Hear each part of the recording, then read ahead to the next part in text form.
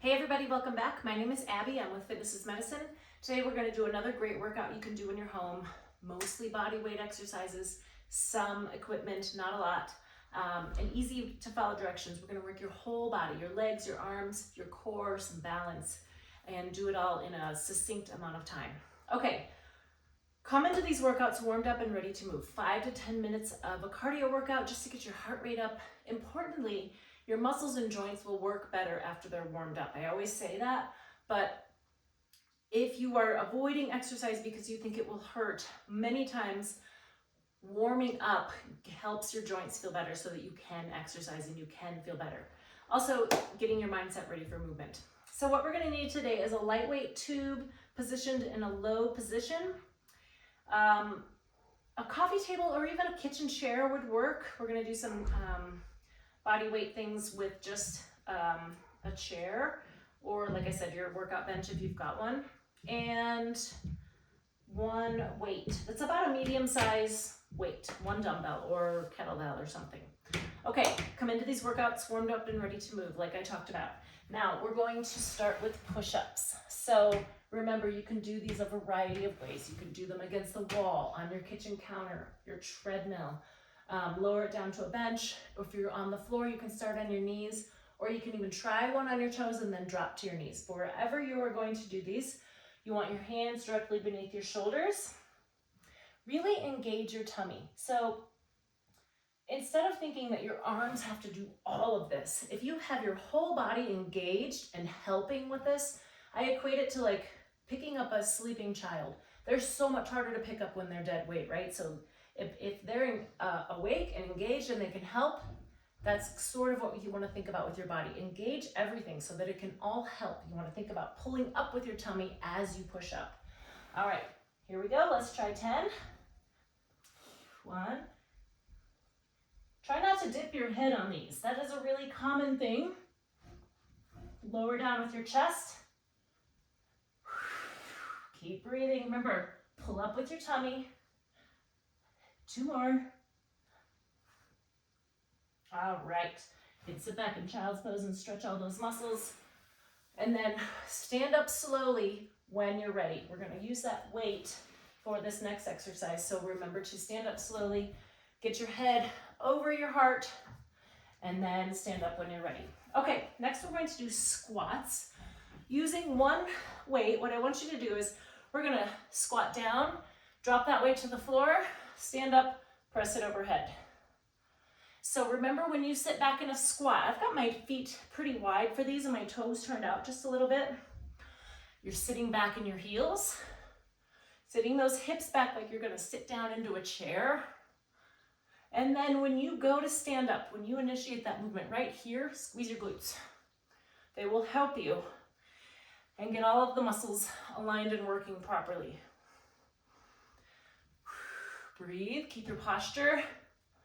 As you drop that, you don't have to take it all to the floor, all the way to the floor, but taking it down, sitting those hips back. 3 more. Overhead. Now, if this hurts your shoulders to go overhead, just bring it to here. That's okay. You don't have to take it all the way overhead. 1 more. And up. Okay, great. Let's see, I'm going to put my weight down. And next I'm going to pull my bench over. Now, you can do this on a kitchen chair, or like I always talk about your coffee table, something with a firm edge to it. We're going to do dips. Now, if these are really challenging and you're not sure you can do them, yoga blocks also work really well. You can sit and put your yoga blocks next to you and push up that way. It's the same motion. The most important thing to think about, though, is keeping your shoulders down, and then if you are doing the dips, keeping your back right next to that bench or table or chair that you're using. And then also, the closer in you have your feet, the easier. So if you have got your feet out like this, it's much more challenging. So wherever you need to be to get going on this, notice that my shoulders are staying down away from my ears. My back is touching that bench as I lower and as I come up. 9, and 10.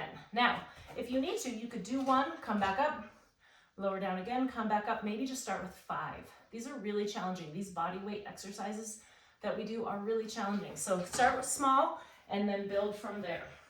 All right, I'm gonna get my bench back out of the way. Now we're gonna go over to this tube. I've got it in the lowest position, kind of under the door. We're going to do a low to high twist. So get your feet quite wide, good athletic stance. So we're gonna almost be in a little bit of a squat to start. And then we're gonna pull up and across, twisting your body. So low to high. I've got my arms mostly straight here. 6, keep breathing. Remember, we are doing a twist here. 8, 9, and 10. Okay, now we're just gonna turn around. A little bit of a squat to start. Pull up and away. Now you can step out to make it more challenging or step closer to the source to make it a little bit easier. 6, 7, 8, 9, and 10. All right, good. Again, that's working a lot of muscles. We're getting some leg, some core, some shoulders, lots of stuff. It's great. Now we're going to do a tightrope walk. So if you are in an area with tile or hardwood floors or something, try to walk heel to toe right along one of those lines. Nice and slowly, and really make sure it's heel to toe. If that's way too challenging, you can go stagger just a little. Slowly working on that balance. I want you to look across the room and down at the floor, not straight down at your feet. Now, if this feels pretty easy, start glancing around the room as you're walking. So glance to the side, up, down. When you're looking around and changing that proprioception, it is much more challenging. The next thing you can do is use a ball or a pillow or something and just take a step, twist towards that side. So I'm twisting towards the side that I take a step with. And also I could be glancing around. So I'm adding lots of variables to make that balance challenge as challenging as I can within safety realms, right? So we want to challenge your balance. If it's really easy, try one of the modifications. You can also add more. You could talk. Make sure you're talking to someone.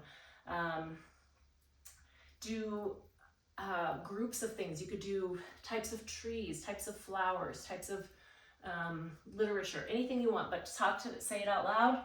Working that cognitive and physical at the same time is even more of a challenge for that. So that's kind of fun to try those things. Okay, for the last one, we're going to lower down to the ground. And we're going to do bicycle abs. So I want you to start with your back flat and feet flat on the floor. Now, before we even get started, I want you to think about flattening your back to the floor here and seeing if you can maintain that. So putting one leg out straight, this is the goal. But if you can, now lift up your one foot. And then if you can, lift up both. If that's too much and you can't keep that back flat, then you could also do this, keeping your knees bent just a little bit, because as you straighten out that knee, that lever becomes longer and it makes it more challenging. So wherever you are along that, keep your back flat. Can't put my hands under there. One more each side. And rest. Okay, great job. So go through these 1 or 2 more times each. Add a little cardio in between. You could do 1 minute, you could do 2 minutes, maybe 5 or 10 minutes if you're feeling really ambitious. Come back and do another time through, another circuit. Do that again, and then follow with a good cool down and stretch. If you have any questions or need any modifications, please either leave a message in the comments or contact me directly. Otherwise, have a great workout, and we'll see you next time. Thanks, everybody.